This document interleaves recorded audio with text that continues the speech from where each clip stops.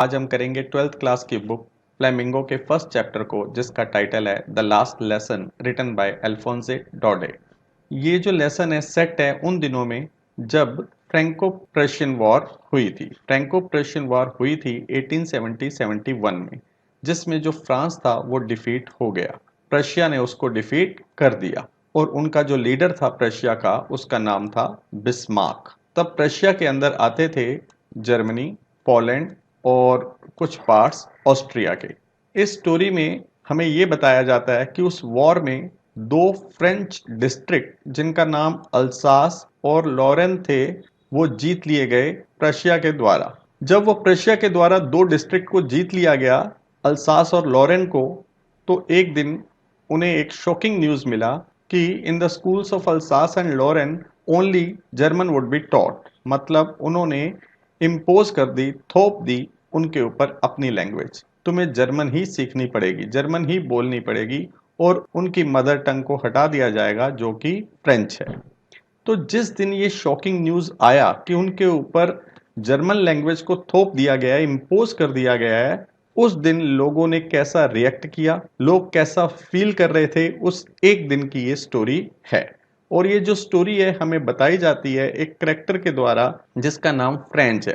तो अब हम इस स्टोरी को पढ़ते हैं। तो जैसा कि मैंने आपको बताया, इस स्टोरी का जो नरेटर है वो फ्रेंच है। तो वो हमें क्या बताता है। I started for school very let that morning and was in great dread of scolding, especially because M. Hamel had said that he would question us on participles and I didn't know the first word about them. मैं उस morning school के लिए late निकला क्योंकि मुझे बहुत ज़्यादा डर था। और डर किस चीज़ का था? स्कोल्डिंग का, कि मुझे डांट पड़ेगी। जो मिस्टर एम हेमल हैं, हमारे टीचर हैं, उन्होंने कहा था कि वो हमारे से क्वेश्चन करेंगे, हमारे से क्वेश्चंस पूछेंगे पार्टिसिपल्स के ऊपर। पार्टिसिपल जो ग्रामर का एक पार्ट होते हैं, और मुझे कुछ भी उसके बारे में पता नहीं था। For a moment I thought of running away and spending the day out of doors. एक क्षण के लिए, थोड़ी देर के लिए मैंने ये सोचा कि मैं आज भाग जाता हूँ, मतलब स्कूल को बंक करता हूँ, क्लास को बंक करता हूँ और टाइम अपना बाहर ही बिताता हूँ।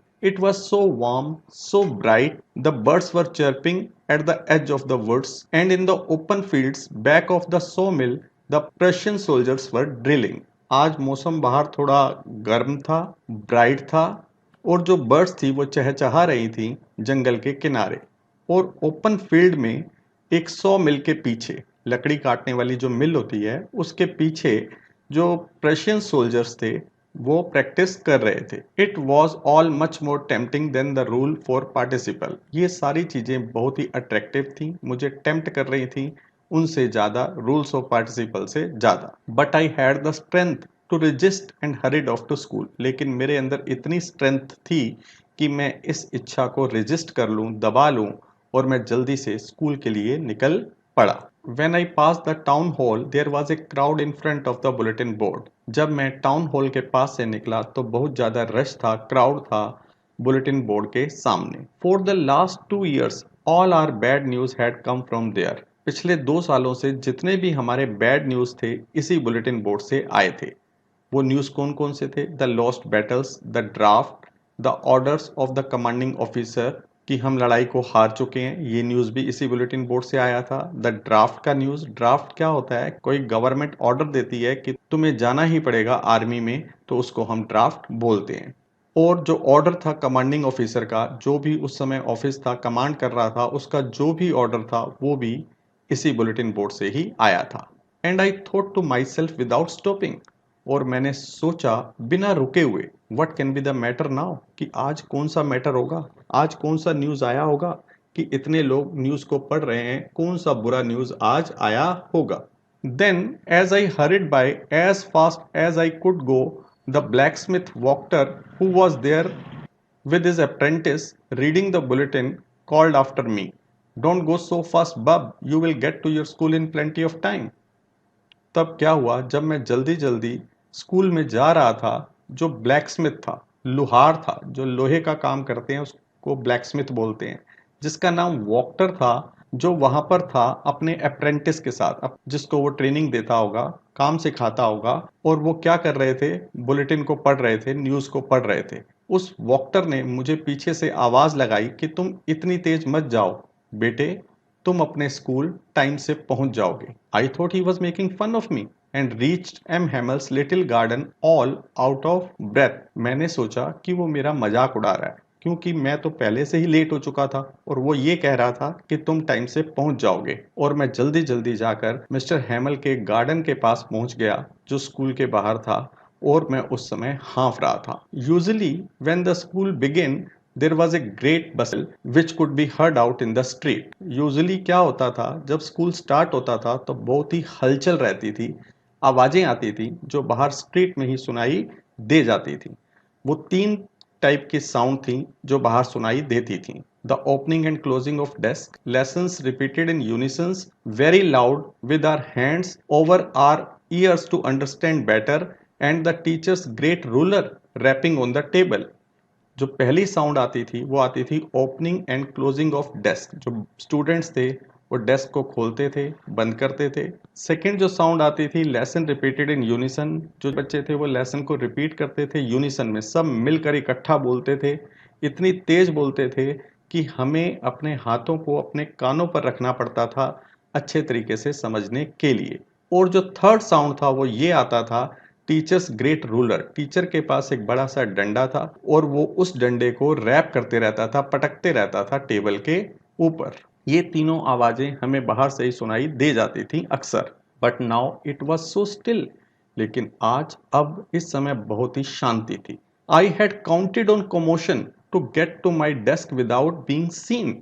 मैंने तो काउंट ऑन किया था, मैंने तो भरोसा रखा था कमोशन के ऊपर, शोर शराबे के ऊपर, कि मैं पहुंच जाऊंगा अपने डेस्क पर बिना दिखे हुए। But of course that day everything had to be as quiet as Sunday morning. लेकिन उस दिन हर चीज इतनी शांत थी जैसे कि क्या हो, संडे मॉर्निंग हो। संडे मॉर्निंग जैसा एटमॉस्फेयर वहां पर था। Through the window I saw my classmates already in their places and mister Hamel walking up and down with his terrible iron ruler under his arm. मैंने window से देखा अपनी classmates को जो पहले से ही अपने अपने प्लेसेस पर आकर बैठ चुके थे, और जो एम हेमल हमारे टीचर थे वो इधर उधर चल रहे थे अपने भयानक डंडे को अपनी बाजुओं में दबाकर। I had to open the door and go in before everybody. मुझे डोर खोलना पड़ा और सबके सामने मैं था, सब मुझे देख रहे थे।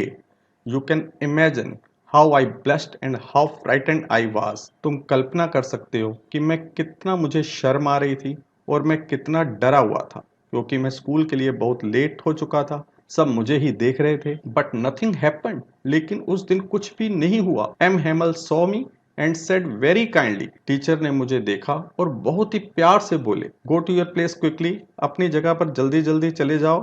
Little French, we were beginning without you. Teacher ने कहा, अपनी जगह पर चले जाओ, हम तो तुम्हारे बिना ही शुरू कर रहे थे। उस दिन टीचर ने मुझे बिल्कुल भी डांटा नहीं, कुछ भी नहीं हुआ। आई jumped over the bench and sat down at my desk. मैं फटाफट अपने बेंच पर गया और डेस्क पर बैठ गया। Not till then when I had got a little over my fright did I see that our teacher had put on his beautiful green coat। जब मैंने थोड़ा सा कंट्रोल कर लिया अपने डर पर, तब मैंने देखा कि टीचर ने आज अपना ब्यूटीफुल ग्रीन कलर का कोट पहना हुआ है और अपनी फ्रिल्ड शर्ट, फ्रिल बनी हुई शर्ट पहनी हुई है, and little black silk cap all embroidered that he never wore except on inspection and prize days। और टीचर ने उस दिन ब्लैक सिल्क कैप भी पहनी हुई है जिसके ऊपर एम्ब्रॉयडरी हो रखी है। ऐसे कपड़े जो हमारे टीचर थे वो कभी नहीं पहनते थे, या तो वो इंस्पेक्शन डेज वाले दिन पहनते थे या फिर प्राइज डे वाले दिन पहनते थे। नॉर्मली वो ऐसी ड्रेस नहीं पहनते थे। बिसाइड्स, इसके अलावा the whole school seemed so strange and solemn. पूरा का पूरा जो स्कूल था वो बहुत ही अजीब लग रहा था, स्ट्रेंज लग रहा था और बड़ा ही सीरियस लग रहा था। But the thing surprise me most was to see on the back benches that were always empty the village people sitting quietly like ourselves। लेकिन वो चीज जिसने मुझे सबसे ज्यादा हैरान कर दिया वो ये थी कि पीछे बैक बेंचेस पर जो हमेशा खाली पड़े रहते थे, जो गांव के लोग थे वो बैठे हुए थे चुपचाप हमारी तरह। ओल्ड होसर, बूढ़े होसर पे बैठे थे। होसर किसी का नाम है, उनके विलेज में किसी पर्सन का नाम होगा। विद हिज 3 कॉर्नर्ड हैट, उन्होंने 3 कोनों वाली हैट पहन रखी थी। द फॉर्मर मेयर, जो गांव के पुराने मेयर थे वो भी बैठे थे। फॉर्मर पोस्टमास्टर, जो पहले के पोस्टमास्टर थे वो भी बैठे थे। एंड सेवरल अदर बिसाइड्स, उनके अलावा और भी कई लोग वहां पर बैठे हुए थे। एवरीबडी लुक्ड सैड, हर कोई उदास दिखाई दे रहा था। And Hauser had brought an old primer, thumbed at the edges, and he held it open on his knees with his great spectacles lying across the pages. और जो मिस्टर होसर थे वो old primer लेकर आए थे। ओल्ड प्राइमर हम किसको बोलते हैं? जो कोई हम लैंग्वेज सीखते हैं तो जो बेसिक हमें सिखाया जाता है शुरू में, जैसे हम इंग्लिश सीखते हैं तो A B C, साथ में एप्पल का पिक्चर बना होता है, बिल्कुल थिन सी बुक होती है, उसे हम प्राइमर बोलते हैं। तो वो प्राइमर लेकर आए थे जो एजेस से क्या था, डैमेज था। किनारों से वो बुक क्या थी, डैमेज थी, मतलब फटी पुरानी थी। उन्होंने उस बुक को खोला हुआ था अपने घुटनों पर और अपना बड़ा सा चश्मा पेजेस के ऊपर रखा हुआ था। While I was wondering about it all, mister Hamel mounted his chair and in the same grave and gentle tone which he had used to me, said, My children, this is the last lesson I shall give you. जब मैं इन चीज़ों के बारे में सोच ही रहा था, उसी समय जो मिस्टर हैमल थे वो उठ गए अपनी चेयर से और बड़े ही ग्रेव सीरियस मैनर में और बड़े ही प्यार से जेंटल टोन में उन्होंने कहा, मेरे बच्चों, आज ये लास्ट लेसन है जो मैं तुम्हें पढ़ाऊंगा। The order has come from Berlin to teach only German in schools of Alsace and Lorraine. ये ऑर्डर बर्लिन से आया है। Berlin is the capital of Germany now. तो ये ऑर्डर बर्लिन से आया है कि सिर्फ जर्मन ही पढ़ाई जाएगी in the schools of Alsace, Alsace के स्कूलों में और लॉरेन के स्कूलों में। The new master comes tomorrow, जो नया टीचर है तुम्हारा कल आ जाएगा। This is your last French lesson, I want you to be very attentive. आज ये तुम्हारा आखिरी फ्रेंच लेसन है और मैं चाहता हूं कि आप सब बड़े ही ध्यान से सुने। तो इस समय फ्रेंच को पता चला कि ये उनका आखिरी फ्रेंच लेसन है। जब उसको पता चला कि ये मेरा आखिरी फ्रेंच लेसन है तो उसने क्या सोचा, क्या कहा, what a thunder clap these words were to me. ये वर्ड्स बहुत ही अनएक्सपेक्टेड और बहुत ही शॉकिंग थे मेरे लिए। Oh the wretches, that was what they had put up at the town hall. ओ, तो यही न्यूज़ था जो आज उन्होंने लगा रखा था टाउन हॉल में। इसी न्यूज़ को आज सब लोग पढ़ रहे थे। माई लास्ट फ्रेंच लेसन, मेरा आखिरी फ्रेंच लेसन। वाई, क्यों? I hardly knew how to write, मुझे तो अभी लिखना भी नहीं आता था। I should never learn any more, और इसके बाद अब मैं सीखूंगा भी नहीं। आई मस्ट स्टॉप देयर, क्या मैं यहीं रुक जाऊंगा? Oh how sorry I was for not learning my lessons, मुझे कितना दुख था कि मैंने अपने लेसन को कभी सीखा ही नहीं। फॉर सीकिंग बर्ड एग्स और गोइंग स्लाइडिंग ऑन द सार, क्योंकि मेरा ध्यान किस तरफ रहा, बर्ड्स के अंडे ढूंढने में, उसके नेस्ट में, या फिर मैं सार पर। सार क्या है? एक यूरोपियन रिवर है, उसके ऊपर मैं स्लाइड करते रहता था, मतलब तैरता रहता था। उसका कहने का मतलब था कि मैं कई एक्टिविटी में बिजी था लेकिन मैंने अपनी पढ़ाई पर कभी भी ध्यान नहीं दिया। My books that had seemed such a nuisance a while ago, so heavy to carry, my grammar and my history of saints were old friends now that I couldn't give up। मेरी किताबें जो मुझे nuisance लगती थी, unpleasant लगती थी, थोड़ा time पहले ही इतना भारी लगती थी उठाने में, मेरी ग्रामर और जो हिस्ट्री थी सेंट्स की, मतलब मेरी हिस्ट्री की बुक्स, अब मुझे सब क्या लगने लग गई, अपनी पुरानी दोस्त लगने लग गई कि मैं इनको अब गिव अप नहीं कर सकता, इनको अब मैं छोड़ नहीं सकता। And M Hamel too, the idea that he was going away, that I should never see him again, made me forget all about his ruler and how cranky he was। और जब ये मेरे माइंड में idea आया कि mister हैमल भी जा रहे हैं और उनको अब मैं दोबारा नहीं देख पाऊंगा, तो इस चीज ने मुझे भुलवा दिया टीचर के रूलर के बारे में, डंडे के बारे में, और वो कितने क्रैंकी हैं, मतलब कितने अजीब और गुस्से वाले टीचर हैं, ये बात मैं भूल ही गया। Poor man, it was in honour of this last lesson that he had put on his fine Sunday cloth. बेचारा टीचर, ये आज लास्ट लेसन के सम्मान में, ऑनर में उसने ऐसे कपड़े पहने हैं, अपने संडे क्लोथ पहने हैं। एंड नाउ आई अंडरस्टूड, और अब मुझे समझ में आ गया, why the old man of the village were sitting there in the back of the room. मुझे ये बात समझ में आ गई कि उस गांव के जो ओल्ड मैन थे, बूढ़े लोग थे, वो क्यों आकर क्लासरूम में बैठे हुए थे। It was because they were sorry, ये इसलिए बैठे थे क्योंकि उन्हें भी दुख था that they had not gone to school more, कि वो भी स्कूल में ज्यादा नहीं पढ़े थे। जब उनका टाइम था स्कूल में पढ़ने का तो वो भी स्कूल में नहीं गए थे। It was their way of thanking our master for his 40 years of faithful service and of showing their respect for the country that was theirs no more। ये जो बड़े बूढ़े लोग आकर बैठे थे, ये उनका एक तरीका था थैंक करने का हमारे मास्टर को, टीचर को, उस टीचर को जो 40 ईयर्स से अपनी फेथफुल सर्विस दे रहा था स्कूल में, उस स्कूल में पढ़ा रहा था। और ये लोग, बड़े बूढ़े लोग, अपनी रिस्पेक्ट दिखा रहे थे अपनी कंट्री के लिए भी, वो कंट्री जो उनकी अब नहीं रही थी क्योंकि उसको जीत लिया था रशिया ने। While I was thinking of all this I heard my name called.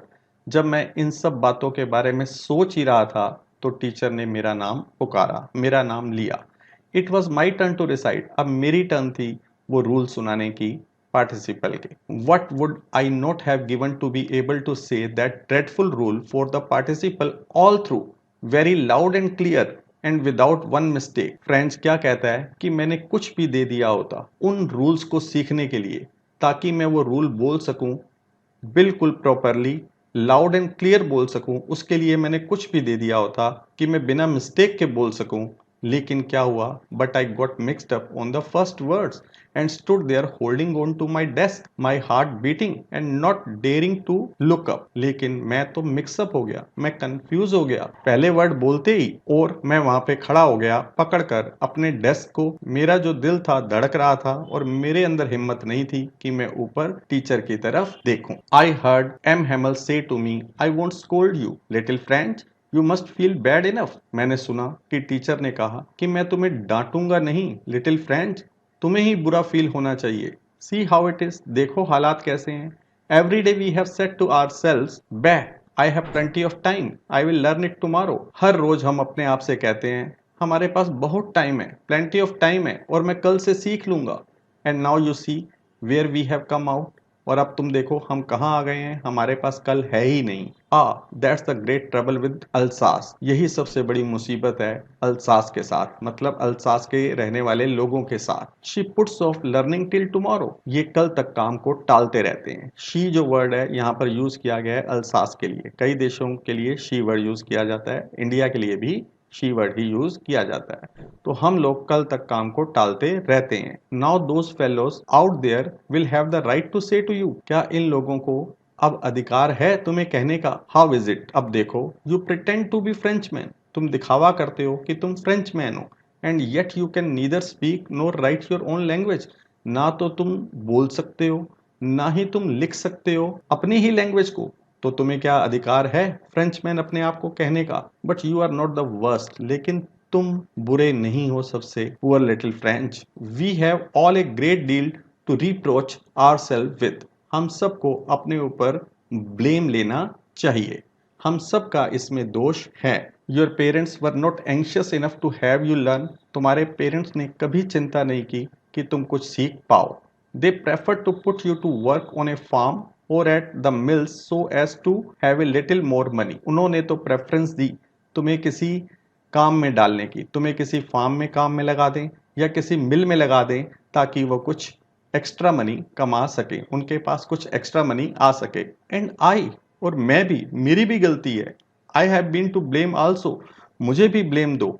Have I not often sent you to water my flowers instead of learning your lessons, मैंने कई बार अक्सर तुम्हें नहीं भेज दिया कि जाओ पानी देकर आओ मेरे फ्लावर्स को, लेसन सीखने की बजाय। And when I wanted to go fishing, और जब मैं फिशिंग के लिए जाना चाहता था, did I not just give you a holiday, क्या मैं तुम्हें छुट्टी नहीं दे देता था, तो मेरी भी इसमें गलती है।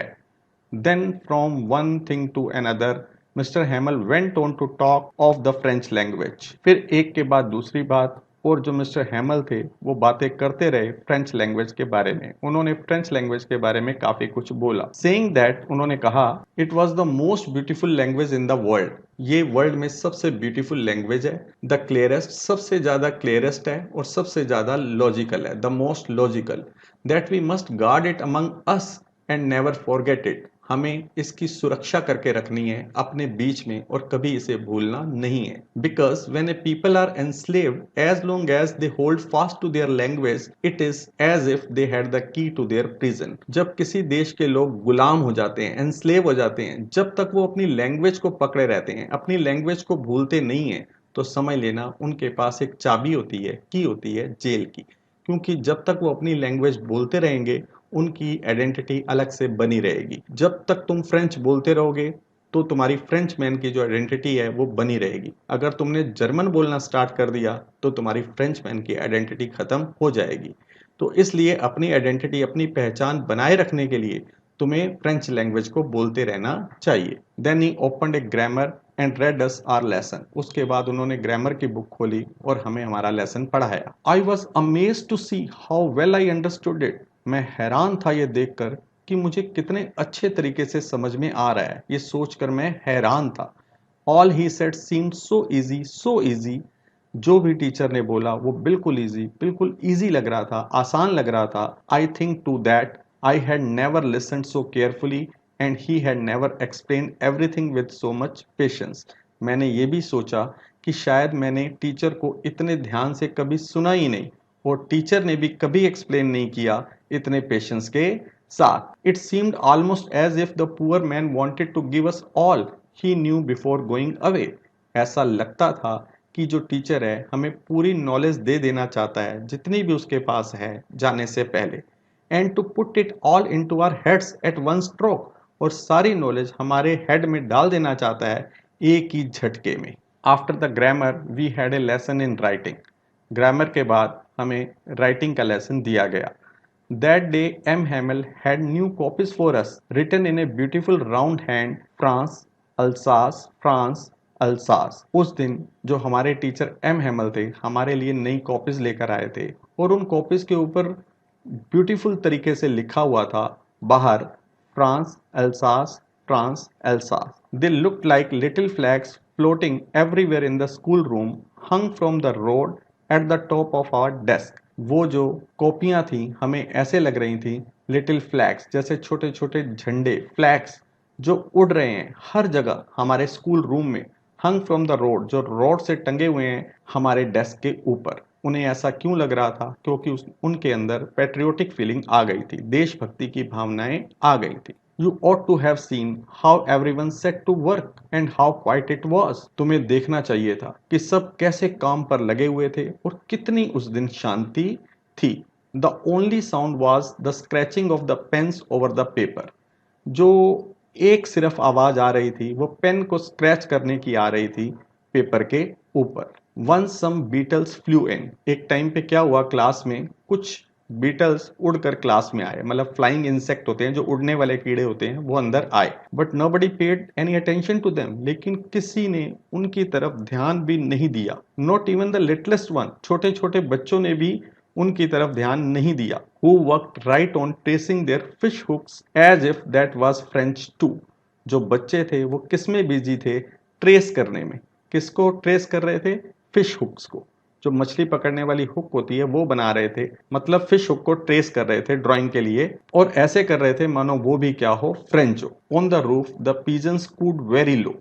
उसी समय जब क्लास में बिल्कुल शांति थी तो कुछ पीजन्स की आवाज आई जो कुइंग कर रहे थे। पीजन्स की आवाज को बोलते हैं कुइंग करना, जो धीरे धीरे आवाज कर रहे थे। I thought to myself, उसी समय मैंने सोचा, will they make them sing in German even the pigeons. क्या वो उनसे जर्मन बुलवा लेंगे, पीजन से भी? उसका कहने का मतलब था जिसकी जो मदर टंग होती है, अपनी लैंग्वेज होती है, उसे वही अच्छी लगती है। जैसे वो पीजन से कोई और लैंग्वेज नहीं बुलवा सकते, हमसे भी वो कोई और लैंग्वेज नहीं बुलवा सकते, क्योंकि हम अपनी ही लैंग्वेज को पसंद करते हैं। Whenever I looked up from my writing I saw M Hamel sitting motionless in a chair and gazing first at one thing then at another. जब कभी भी मैंने लिखते लिखते ऊपर की तरफ टीचर की तरफ देखा, वो बिना हिले हुए चेयर पर बैठे हुए थे और एक एक चीज को गेज कर रहे थे, ध्यान से देख रहे थे, कभी एक चीज को कभी दूसरी चीज को, as if he wanted to fix in his mind just how everything looked in that little school room. मानो कि वो फिक्स कर लेना चाहते थे हर चीज को अपने माइंड में कि उस छोटे से रूम में हर चीज कैसी दिखाई देती है। फैंसी, कल्पना करो, For 40 years he had been there in the same place. 40 सालों से वो टीचर वहीं पे थे, सेम प्लेस पर थे. With his garden outside the window, उनका जो गार्डन था वो विंडो के बाहर था. And his class in front of him, और उनकी क्लास उनके सामने थी. Just like that, बिल्कुल वैसी की वैसी. Only the desk and benches had been worn smooth. सिर्फ जो डेस्क और बेंचेस थे वो थोड़ा घिस कर स्मूथ हो गए थे. The walnut trees in the garden were taller. जो वॉलनट के ट्रीज थे गार्डन में वो लंबे हो गए थे. And the hop vine that he had planted himself twined about the windows to the roof. और वो होप वाइन जो एक बेल होती है, वो जो उसने खुद प्लांट की थी, खुद लगाई थी विंडो के आसपास, वो इतनी बड़ी हो गई थी कि वो रूफ तक आ गई थी.